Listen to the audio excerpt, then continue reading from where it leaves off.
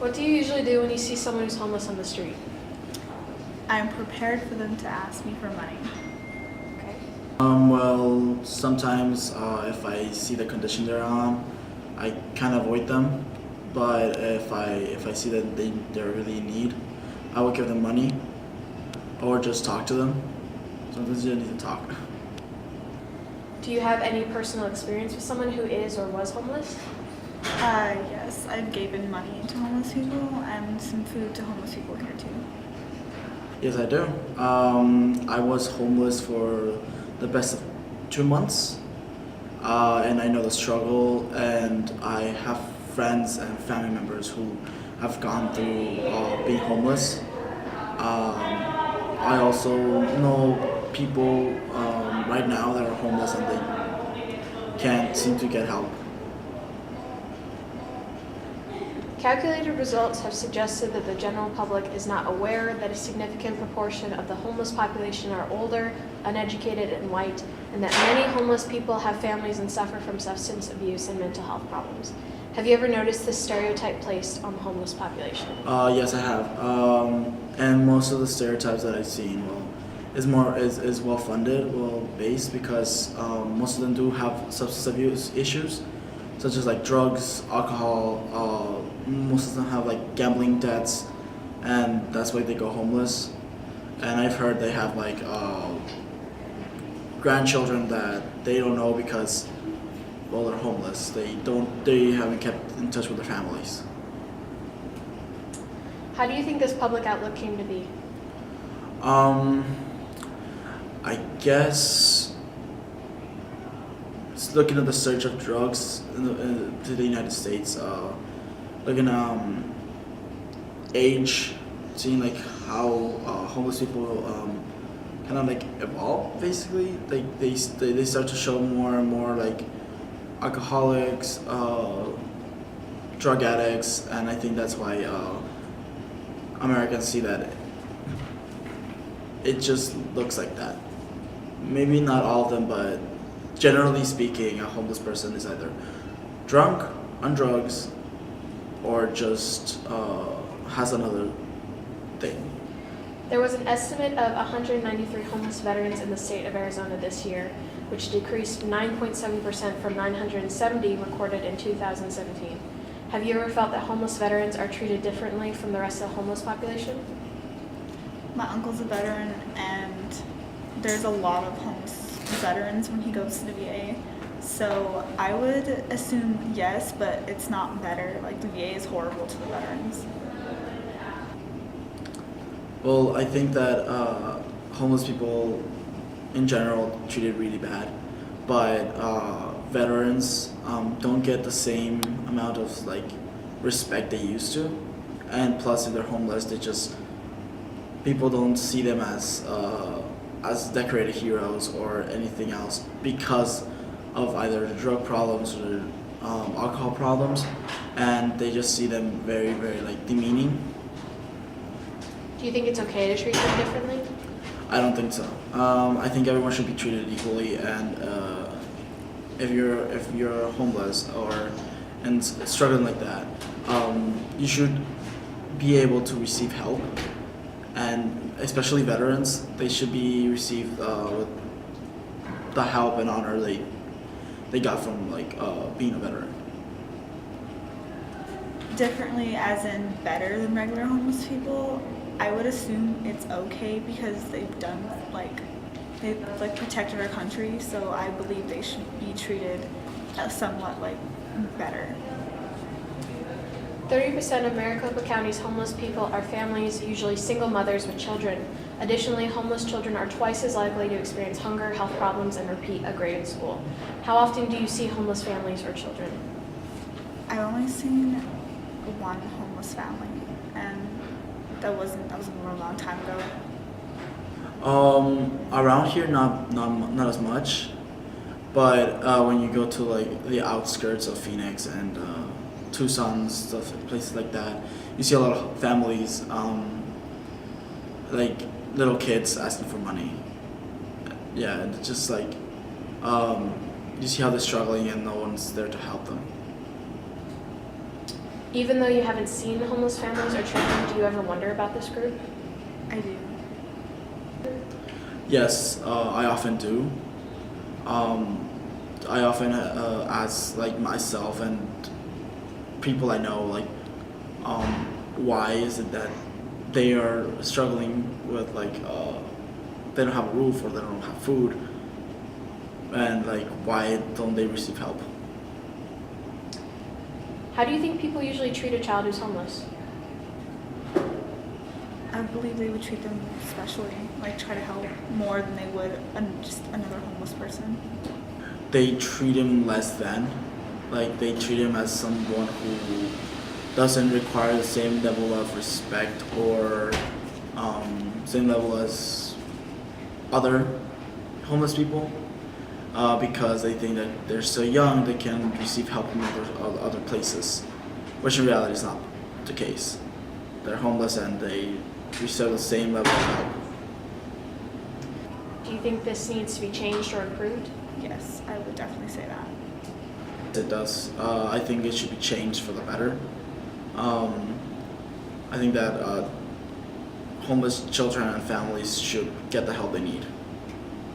Surveyed Americans are estimated to be 45.5% of homeless people have mental illness and 19.8% are married, while in actuality the proportions are 86.8% and 43.4%.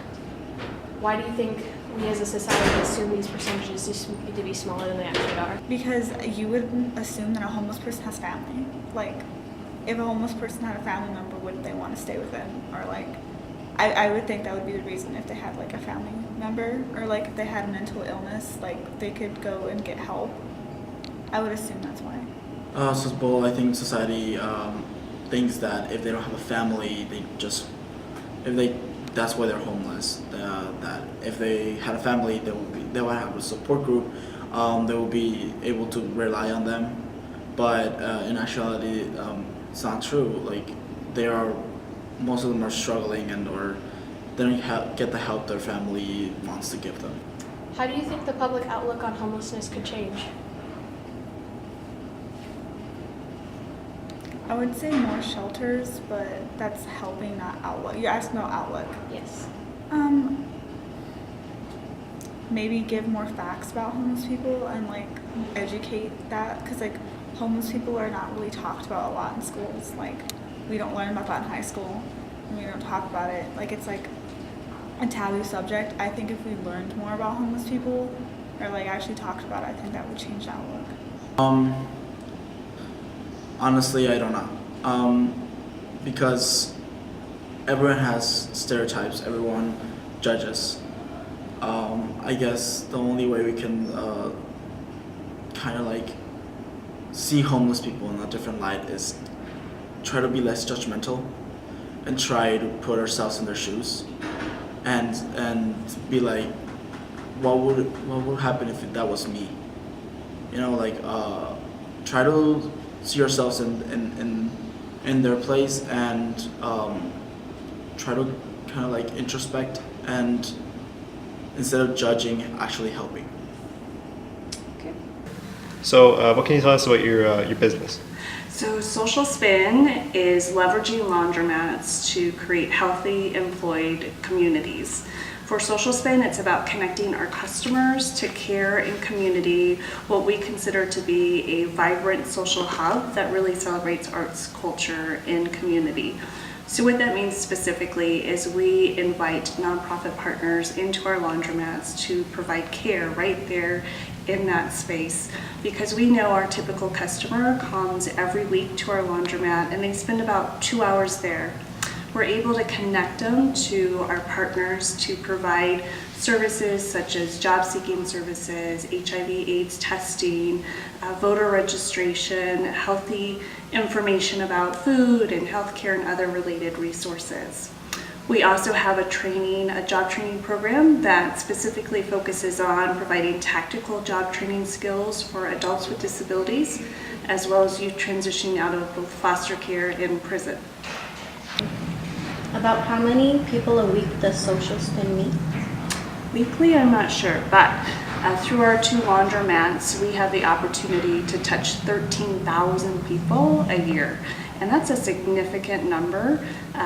We have the ability to greet them with a smile, give them joy and hope and access to the care that they're looking for. Okay. How can one gain access to your service? So you can gain access to our services by coming to our laundromat. We're open 7 days a week from 6 a.m. to 9 p.m. It's best to follow us on social media for all of our events. They include things like pizza parties and ice cream socials. We have a DJ who spins music for us once a month. So just come in, do your laundry, and connect with your community and your neighbors.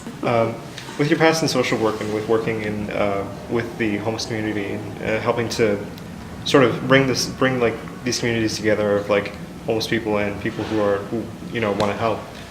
What do you think about some of the stereotypes and sort of the stigma that surrounds homelessness? So it's difficult for me to understand some of the stigma and stereotypes that others have around people experiencing homelessness. We know that there are a number of factors that impact a person's unfortunate situation of living on the streets or couch surfing. I think it's often misunderstood, the reasons why. And I think as a community, there's a lot of work still yet to be done, ensuring affordable housing, ensuring livable wages, ensuring that we truly understand all of the issues that impact people experiencing homelessness, including violence against women and children and low wages and other things. So, it hurts my heart when people are not only not sympathetic, but not empathetic towards their fellow neighbors. And what are some ways do you think that this public outlook on homelessness could improve somewhat? Education, empathy. I think if people are empathetic towards the co-occurring issues of homelessness, we would be more prepared to have honest conversations and move towards true solutions to ending homelessness in our community. And again, that looks like affordable housing, livable wages, safe homes for women and their children, education on substance abuse and other issues. Have there been any experiences while working in your laundromat program that you'll never forget or that you've enjoyed?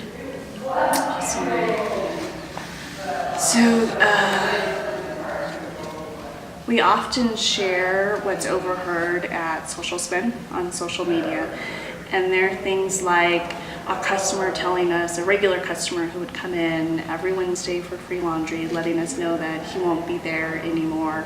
And when we asked why, it's because he got a new job, which was amazing. There's customers who intentionally leave quarters behind for one another. Our customers have asked us to install a cleaning station so that they could clean up after themselves.